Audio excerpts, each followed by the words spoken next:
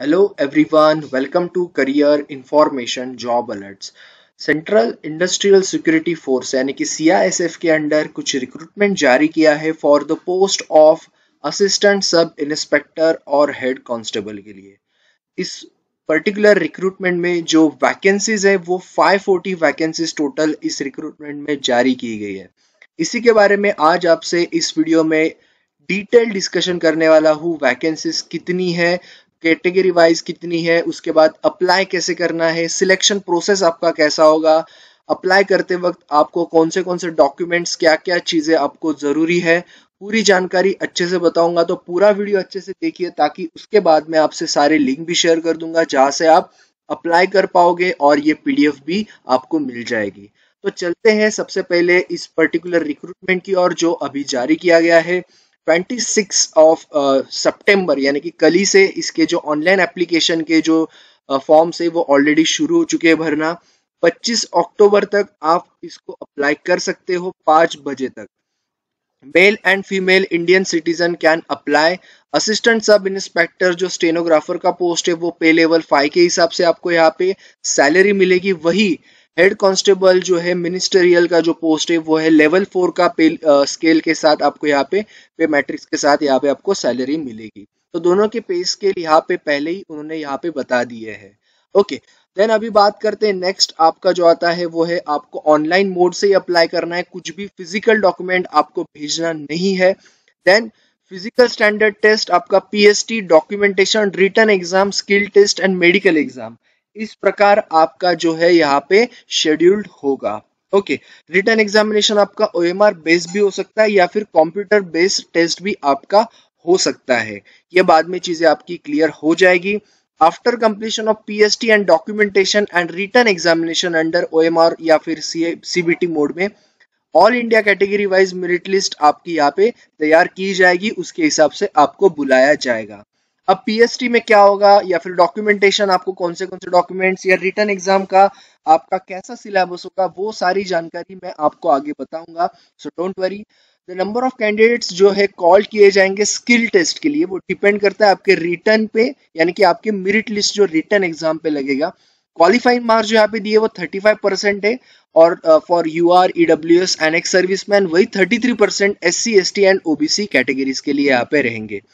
However, it will not be mandatory to call all the qualified candidates in the written examination for skill test। यानी कि ये चीज भी याद रखना कि आपको यहाँ पे जो बुलाया जाएगा वो ऐसा नहीं कि 35% आ गए तो आप वहां पे जाओगे ही जाओगे, आपको मेरिट लिस्ट के हिसाब से यहाँ पे बुलाया जाएगा। ओके, तो ये चीज आपको आगे मैं बताऊंगा डिटेल में। सो फिलहाल हम देखते हैं इसकी जो कितनी वैकेंसी है उसके बारे में। पे लेवल मैट्रिक्स का मैंने आपको ऑलरेडी बता दिया है। तो असिस्टेंट सब इंस्पेक्टर का जो यहाँ पे वैकेंसी है डायरेक्ट मेल, उसके लिए लगभग यहाँ पे 94 वैकेंसी है। डायरेक्ट फीमेल के लिए 10 वैकेंसी, बाकी कैटेगरीज के साथ आप यहाँ पे चेक कर लो। डिपार्टमेंटल के लिए यहाँ पे 18 वैकेंसी है, टोटल मिला के 122 वैकेंसी आपको नजर आएंगी ASI यानी कि असिस्टेंट सब इंस्पेक्टर के लिए। वही अगर बात करेंगे हेड कांस्टेबल जो है उसके लिए आपका डायरेक्ट मेल के लिए 319 वैकेंसी है, डायरेक्ट फीमेल के लिए 36, डिपार्टमेंट के लिए यहाँ पे 63 यहाँ पे वैकेंसी रहेगी। तो टोटल जो है 418 वैकेंसी आपको यहाँ पे मिलेगी। लगभग सारे कैटेगरीज के लिए यहाँ पे वैकेंसीज आपको नजर आएंगी। Okay, then all candidate must to give their preference to the at the time of submission of online application, मतलब इधर ASI, स्टेनो या फिर आप HC या फिर आप दोनों में अप्लाई करना चाहते हो तो ये आपको वहां पे ऑप्शन मिलेगा ऑनलाइन फॉर्म फिलअप करते टाइम। ओके, तो और उसी के हिसाब से आपका मेरिट लिस्ट आपके प्रेफरेंस के हिसाब से भी आपका लगेगा, ये चीज याद रखना। Candidate selected for appointment are liable to serve anywhere in India. Okay, तो आपको तो ये तो जरूरी रहेगा कि आपको इंडिया में कहीं पे भी काम करना पड़ेगा।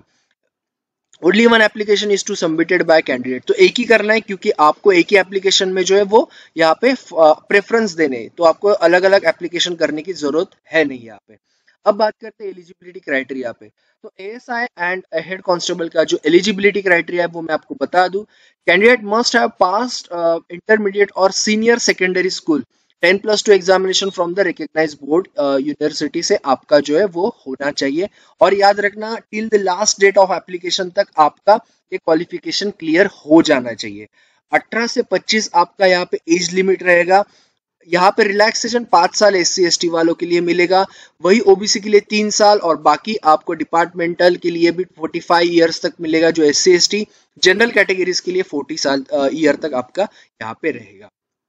ओके, देन आगे बात करते हैं फिजिकल स्टैंडर्ड, जो मैंने आपको बताया आगे बताऊंगा करके। सो यहाँ पे जो है आपके यानी कि for the candidates except ST category के कैंडिडेट छोड़ के उनके लिए सारे के लिए है 165 सेंटीमीटर आपका हाइट होना चाहिए मेल, 155 सेंटीमीटर फीमेल का जो है वो हाइट यहाँ पे होना चाहिए।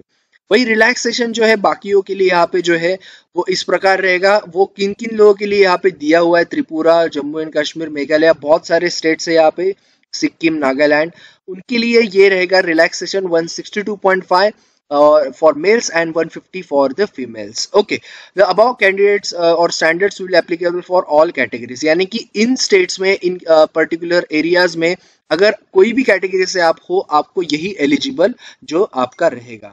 ओके, अब बात करते हैं आगे का जो है ST का, वो है 162.5 और 150 वही आपका रहेगा। वही चेस्ट के बारे में बताए तो मेल्स के लिए 77 से लेके 82 सेंटीमीटर आपका और 5 सेंटीमीटर का आपका एक्सपांशन होना चाहिए। वही ST मेल्स के लिए 76 से लेके 81 और एक्सपांशन 5 सेंटीमीटर तक आपका जो होना चाहिए। खैर ये फीमेल के लिए नॉट एप्लीकेबल। सो हाइट याद रखना फीमेल्स के लिए। अब बात करते हैं अदर इसेंशियल क्वालिफिकेशन, आपको क्या क्या चीजें जरूरी, क्योंकि आपको स्किल टेस्ट भी देना है जो मैंने आपको स्टार्टिंग में थोड़ा हिंट दिया था। सो यहाँ पे आपको जो है ASI के लिए डिक्टेशन टेस्ट देना होगा, स्किल टेस्ट। जब आप रिटर्न क्लियर कर लोगे आपको ये कंपलसरी देना है, जिसमें 10 मिनट में आपको 80 वर्ड पर मिनट में आपको यहाँ पे परफॉर्म करना पड़ेगा डिक्टेशन। वही ट्रांसक्रिप्शन की बात करेंगे तो 50 minutes in English, 65 minutes in Hindi on computer. Other essential qualification के बारे में अगर बात करें तो हेड कांस्टेबल का जो मिनिस्ट्रियल का जो यहाँ पे पोस्ट है उसमें आपका स्किल टेस्ट किस प्रकार होगा, English typing with minimum speed of 35 words पर मिनट, और वही हिंदी टाइपिंग 30 वर्ड्स पर मिनट। ओके, ये आपका और कंडीशन में रहेगा। ओके, मेडिकल स्टैंडर्ड्स भी यहाँ पे बताया, डेफिनेटली वो मेडिकल एग्जामिनेशन आपका सर्टिफिकेट वहां पे मिलेगा आपको, उनके ही मेडिकल एग्जीक्यूटिव्स वहां पे होंगे। टैटूज के बारे में यहाँ पे दिया है, आई साइट के बारे में भी दिया है। खैर वो सारी जानकारी ज्यादा बताने की जरूरत है नहीं। ओके, ओके, डिस्क्वालिफिकेशन वगैरह वो तो ठीक है। या who has enter into the contracted marriage with the person having spouse living, or who have a living spouse living has entered into the contracted marriage with person shall be eligible for appointment to the force। so ये सारी चीजें disqualification को relate करेगी। Okay, then yes, dismissal from government service, तो ये भी अगर आपका होगा तो आपको डिसमिस किया जाएगा। खैर अभी अप्लाई कैसे करना है मैं आपको वो बताता हूँ। Okay, so the details of name of the state and UT comes in the recruitment sector। तो ये सारे आपको नजर आ रहे होंगे ये स्टेट्स है। ओके, तो ये स्टेट्स के हिसाब से यहाँ पे जो है सारे जो है रीजन्स यानी कि सेंटर्स के एड्रेस दिए हुए आपके स्टेट के हिसाब से, यहाँ पे देख लो आपका एड्रेस। अब बात करते हैं जो मैंने आपको स्टार्टिंग में बताया था कि आपको अप्लाई कैसे करना है। मैं पहले आपको बता दूं अप्लाई कहाँ से करना है। ये है न्यू रजिस्ट्रेशन, यहाँ पे आपको क्लिक करना है, उसके बाद आपका एप्लीकेशन शुरू होगा। ओके, सो ये चीज याद रखना, आपको यही से शुरुआत करनी है, तभी आपका लॉगिन एंड पासवर्ड बन पाएगा। उसके बाद आपको क्या क्या चीजें जरूरी है। सो फोटोग्राफ आपको 20 से 50 केबी तक होना चाहिए, सिग्नेचर 10 से 20 केबी तक होना चाहिए। वही डॉक्यूमेंट जो है आपके scan, it should be in the PDF format not more than 1 MB। Okay, 1 MB से ज्यादा वो नहीं होने चाहिए। लास्ट डेट जो है आपका 25 अक्टूबर जो है मैंने आपको ऑलरेडी बता दिया है ऑनलाइन एप्लीकेशन का। ओके, 100 रुपीज आपको फीस है। बाकी categories SC ST female candidates and ex serviceman आपको यहाँ पे फीस नहीं भरनी पड़ेगी, बाकियों के लिए यहाँ पे 100 रुपीज फीस रहेगी। ओके, तो आप चलन से भी भर सकते हो और बाकी सारे भी यहाँ पे आपको ऑप्शंस नजर आएंगे। ओके, देन आगे बढ़ते हैं। अभी रिक्रूटमेंट प्रोसेस जो मैंने आपको स्टार्टिंग में बताया था, रिटर्न एंड ऑल दैट, वो अभी मैं आपको डिटेल में बताऊंगा। So PST and documentation, all candidates who register themselves in response to advertisement by the closing date and time and whose application are provisionally accepted, यानी कि आपके सही आपने फॉर्म भरा है, अगर ऑर्डर में होगा सही तो आपको क्या किया जाएगा, PST एंड डॉक्यूमेंटेशन को अपीयर होने का चांस मिलेगा। ओके, वो होंगे वेरियस सेंटर्स पे। और यहाँ पे सेंटर्स ऑलरेडी मैंने आपको यहाँ पे ऊपर में बता दिए हैं, उस हिसाब से आपको प्रिपेयर रहना पड़ेगा। ओके, तो yes, detail scrutiny and candidates eligibility documentation वो तो आपका टाइम पे होगा। ओके, देन आपका आता है पीएसटी में क्या क्या चीजें आपको यहाँ पे रहेगी। So candidates who qualify height bar test, यानी कि जो मैंने आपको हाइट का बताया था वो आपको डेफिनेटली आपका होना चाहिए। फॉर मेल्स चेस्ट का भी यहाँ पे बताया था और आई साइट का भी याद रखना। ओके, तो उस हिसाब से आपके होने चाहिए, वही आपका फिजिकल स्टैंडर्ड टेस्ट होगा है। यानी कि आपका जो फिजिकली जो हाइट वेट एंड चेस्ट के बारे में यहाँ पे जो भी जानकारी दी है उस हिसाब से आपके होने चाहिए, तो आप पीएसटी जो है वो आप क्वालिफाई कर लोगे। Okay, simple, in simple words. उसके बाद आपका डॉक्यूमेंटेशन भी देखा जाएगा। ओके, उसके बारे में भी मैं आपको आगे बताऊंगा। खैर ज्यादा मुझे नहीं लगता उसमें बताने की जरूरत है, चीजें मैं आपको सिर्फ एक बार बता देता हूँ क्या क्या चीजें रहेगी। मैट्रिकुलेशन आपका सीनियर सेकेंडरी एग्जामिनेशन का, उसके बाद में एज का प्रूफ होना चाहिए, नेम एंड एजुकेशन क्वालिफिकेशन आपका सही होना चाहिए, यही कुछ जानकारी। और अगर आप कैटेगरी से हो तो आपके कैटेगरी सर्टिफिकेट जरूरी है, तो यही आपको सर्टिफिकेट्स लगेंगे, उससे अलावा आपको कुछ भी नहीं लगेगा। ओके, अब बात करते हैं रिटन टेस्ट का कैसा होगा। 4 पार्ट में होगा आपका। जीआई यानी कि इंटेलिजेंस, जिसमें रीजनिंग पूछा जाएगा। नॉलेज, जनरल नॉलेज होगा आपका। देन अरिथमेटिक, जिसमें आपको एक एप्टी जैसे क्वेश्चंस होंगे। जनरल इंग्लिश और हिंदी। क्वेश्चंस उतने ज्यादा हार्ड नहीं होंगे, मीडियम होंगे। 25-25-25 क्वेश्चंस होंगे हर पार्ट में, और 25 मार्क्स के लिए, वही आपका 100 मार्क्स का ये पेपर है। और 120 मिनट, मतलब अच्छा खासा टाइम आपको 100 मार्क्स को मिल रहा है। बहुत कम बार ऐसा होता है कि आपको ज्यादा मिनट्स मिलते हैं मार्क्स से। सो इस बार ये जो है आपके इसमें आपको मिलेगा। Okay, the identity of all candidates shall be verified, biometric credential से आपको डेफिनेटली वेरीफाई होंगे। Then there shall be no provision for reevaluation, rechecking वगैरह नहीं होगा। जो फाइनल है वो फाइनल है।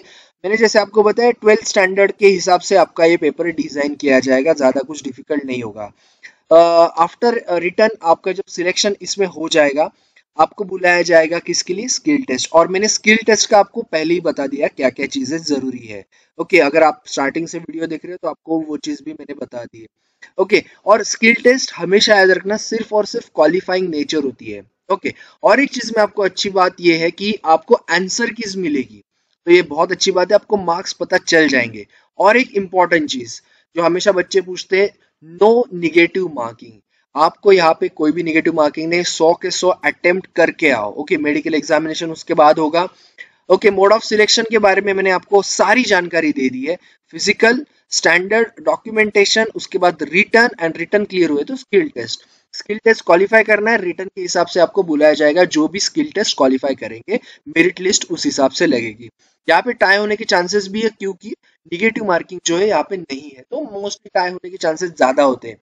In the event of tie of score of candidates in the written exam, such cases will be resolved by applying following category criteria one after another. पहले आपका होगा older age, वो भी अगर सेम होगा, खैर उतना तो नहीं होगा लेकिन हो जाता है, तो हाईएस्ट क्वालिफिकेशन। तभी भी प्रॉब्लम होता है तो हाइट ऑफ द कैंडिडेट, और इतना तो नहीं होगा। चौथी कंडीशन है आपका अल्फाबेटिकल ऑर्डर, तो ये तो बिल्कुल भी नहीं होगा। वही चीज आपको एचसी के लिए भी है और एसआई के लिए भी यहाँ पे आपको लागू होगी। जैसे कि आपको प्रेफरेंस दोनों पोस्ट के लिए देना है, फिर डिपेंड करते हैं आपको कौन सा प्रेफर पहले करना है, या फिर दोनों करने या फिर नहीं करने। ये सारी आपके ऊपर चीजें डिपेंड करती है। तो मेरे ख्याल से अभी मैंने पूरी जानकारी आपको यहाँ पे दे दी है। अब मैं आपको वापस रिफ्रेशली बता दूं कैसे अप्लाई करना है।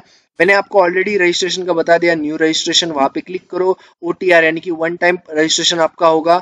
मेल आईडी आपका ढंग से, आपका मोबाइल नंबर जो आपका एक्टिव है, आधार कार्ड और बाकी सारे आईडीज, अगर आधार कार्ड नहीं है तो कैसे रजिस्ट्रेशन करना है, न्यू रजिस्ट्रेशन पे क्लिक करो।